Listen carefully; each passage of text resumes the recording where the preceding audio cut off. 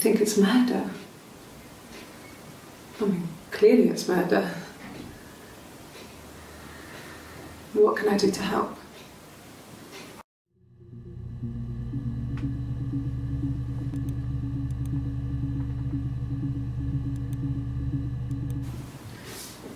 Yeah, that's me. But February, I mean, that was months ago. What's that got to do with Simon's murder?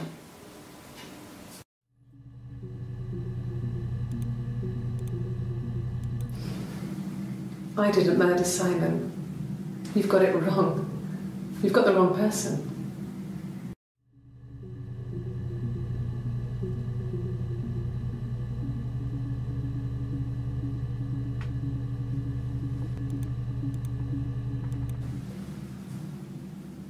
I'd like to speak to a lawyer now. Please. You have no murder weapon. You have nothing. And all these stories we've been telling each other, just that. Stories.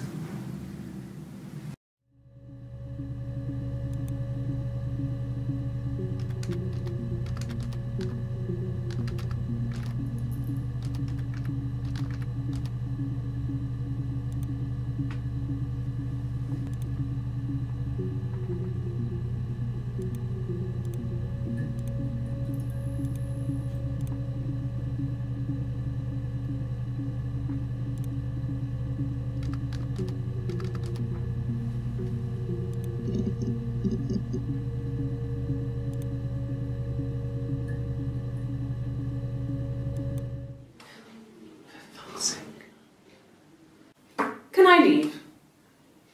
Are you going to arrest me? No. They'd laugh you out of the building. A lawyer would make mincemeat of you.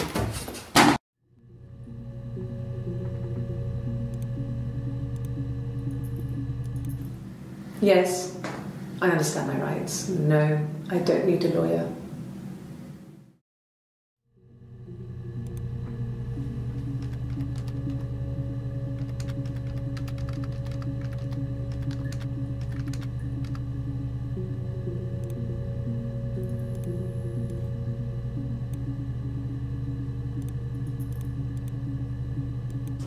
Yes, no lawyer. What are you going to arrest me for?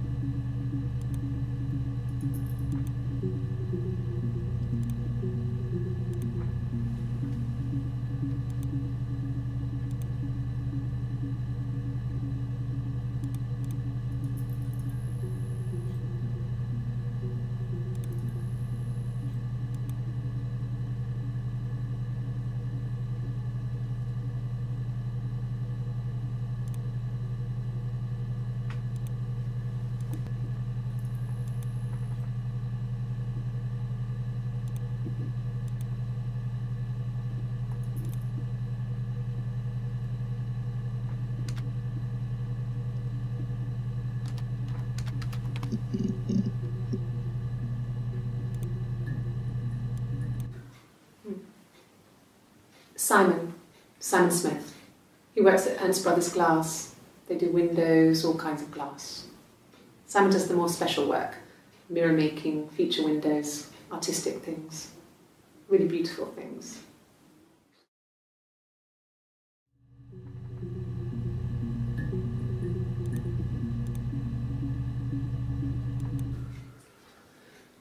Simon is 6 foot, darkish blonde hair, average build. He's clean shaven. If his beard grows, it goes ginger, so he shaves it. I mean, not that there's anything wrong with ginger hair. I bought a photo. They said a spring photo. This was taken last year on holiday in Rome. It's the best one I have.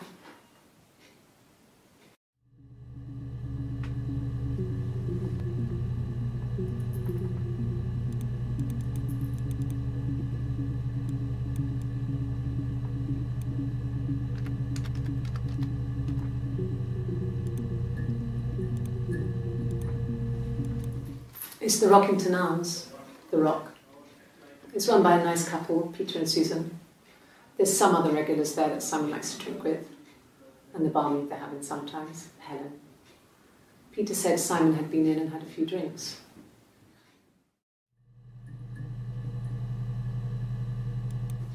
It's the Rockington Arms, the Rock. It's run by a nice couple, Peter and Susan. There's some other regulars there that Simon likes to drink with, and the barmaid they're having sometimes, Helen. Peter said Simon had been in and had a few drinks.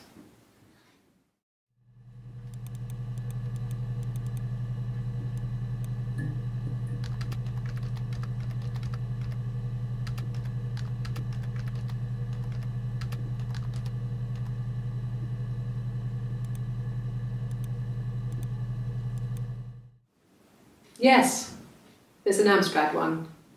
No one uses it for very much. There's a printer so you can write letters on it. Simon sometimes plays games, you know, climb the tower, save the princess, that kind of thing.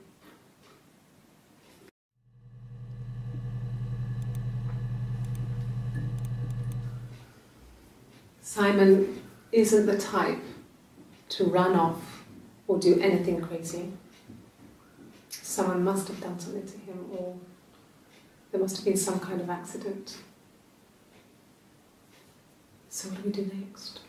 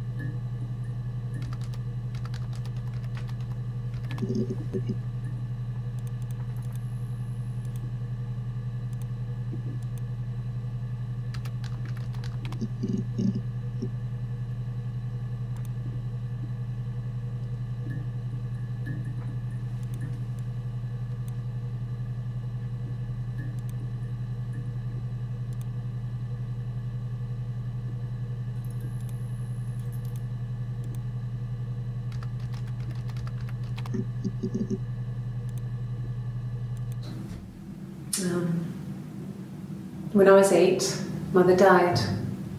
She slipped down the stairs. It was an accident. I had read a diary at that point and I knew she wasn't my real mother. So I burned the diary that day and I left. Walked out and across the street.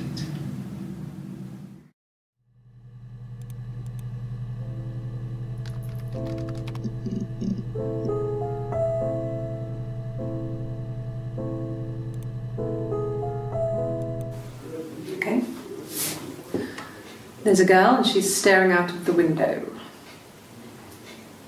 She's sad. She's trapped. She's here. She's looking out the window because her mother won't let her out.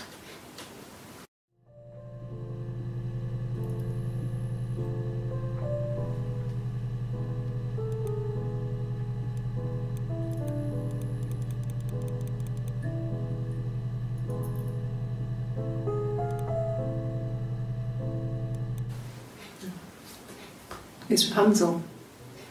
The story starts when she's born. Mother Gothel, a witch, takes Rapunzel from her parents and keeps her locked up in this tower. Rapunzel gets pregnant by the prince, and Mother Gothel is furious, so she cuts off her hair and throws it. Actually, her hair's already short here, so that's already happened.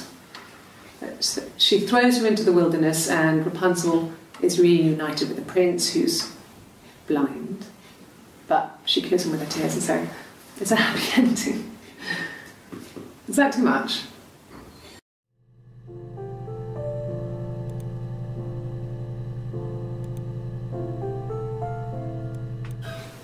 I would have been a good mother.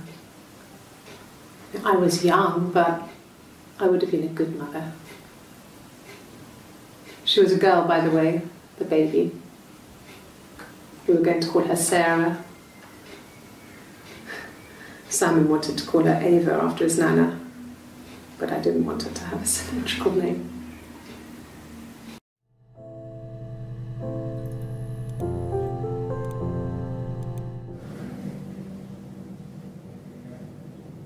My mother called me Eve.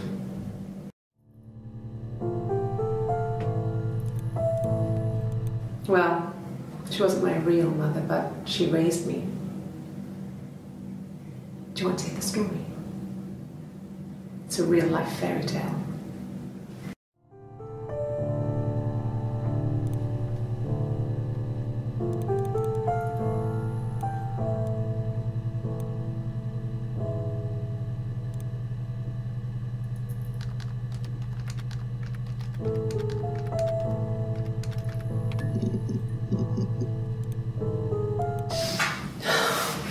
We were obsessed with fairy tales.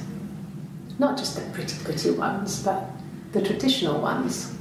They were dark and real, bizarre and violent. Felt like life. We had this huge old book that I think Mum must have bought from a library sale. The illustrations had thin tracing paper over them to protect them. They were in colour, shiny plates. At the front of the book was an index of illustrations. We read that more than the actual stories. We'd read aloud the captions and flip between the pictures. There was something intimate about peeling back the tracing paper, undressing the pictures. Rapunzel's hair is cut. The eagle plucks out his heart. The princess pricks her finger.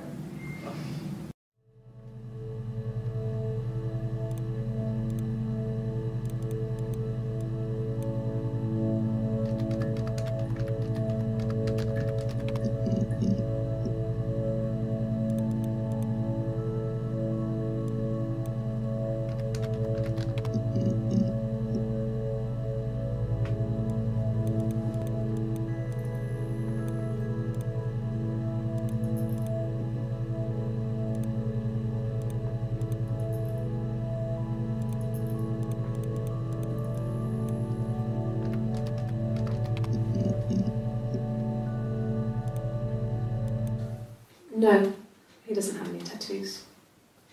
He has a scar down here near his stomach, past his hip.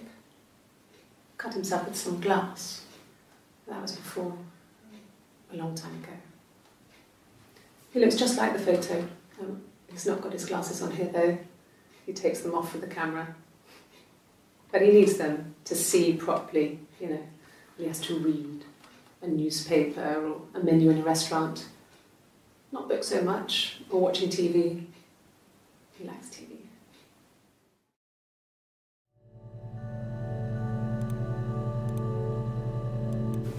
Yeah, we were 17. It was a nice wedding, people said.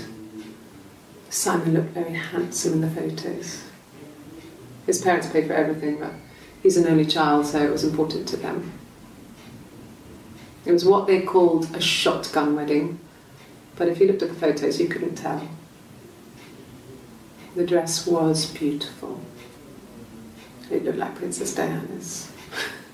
The train wasn't quite as long though. There's a great photo of the bridesmaid helping to carry it out of the car.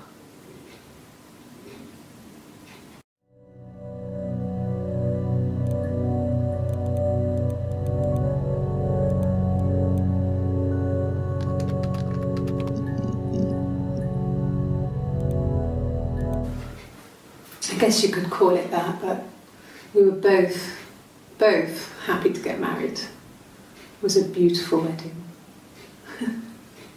We had our first dance to Come Back and Stay. I'm not sure if that's a good wedding song, but I loved it. I chose it. I mean, it was genuinely our first dance. We'd never danced together before. It was probably awful to watch, but I enjoyed it. It felt like it was just me and Simon for that moment. Just the two of us.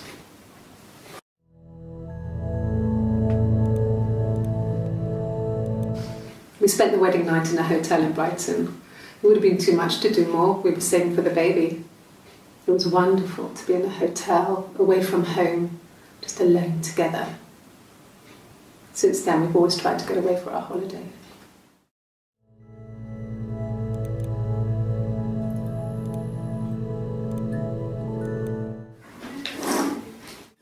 Yeah, that's Simon's watch. It was a gift from Eric.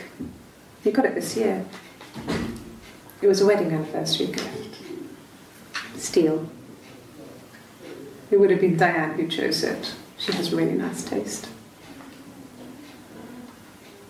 That time, it must eliminate me. I was in Glasgow then.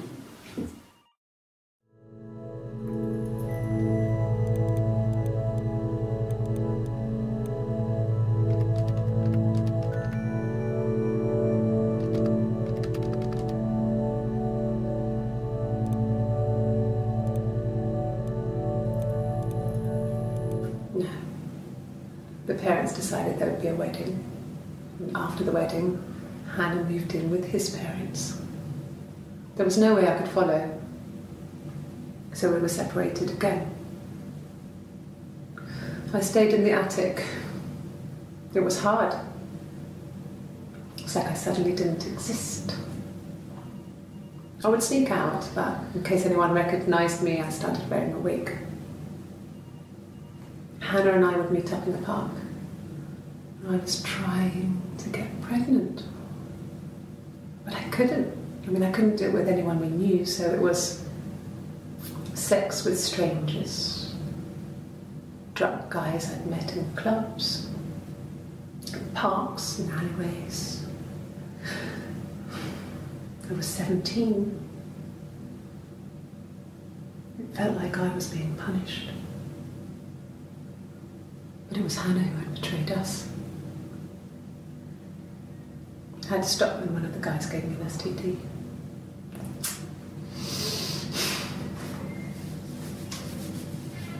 When we met up, it was disturbing.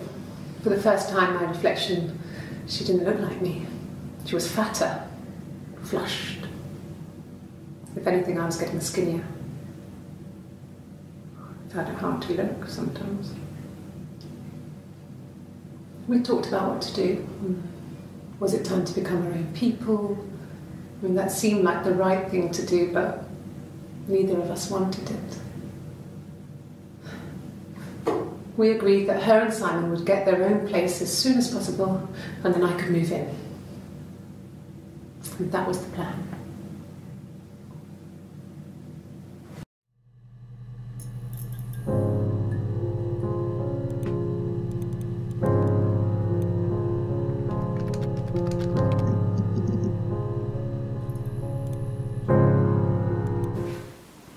I got pregnant.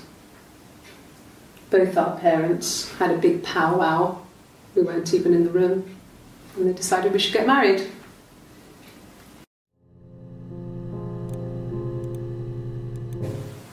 Yes, I'm fine.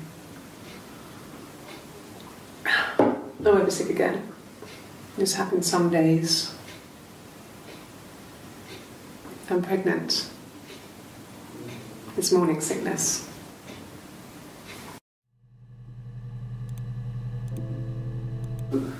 No. Well, yes. He found out on my birthday. I told him I was pregnant.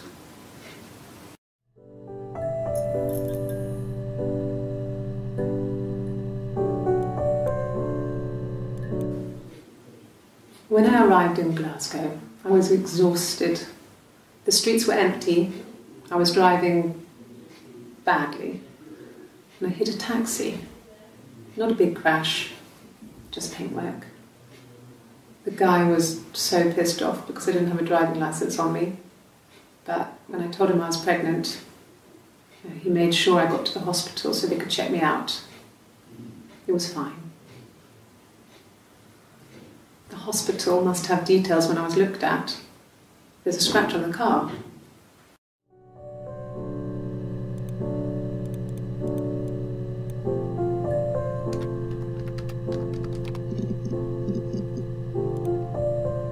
I got in the car and I drove. I just kept driving north. Just kept going, just wanted to get as far away as I could. When I finally stopped, I was all the way up in Glasgow. I was so tired. I just had to sleep.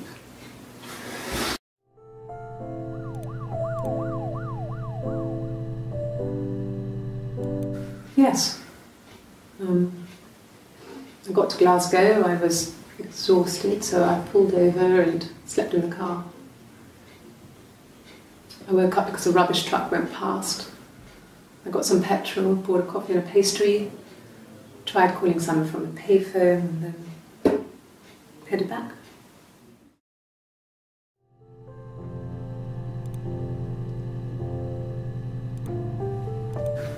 No, I don't think so. Glasgow was deserted that early in the morning.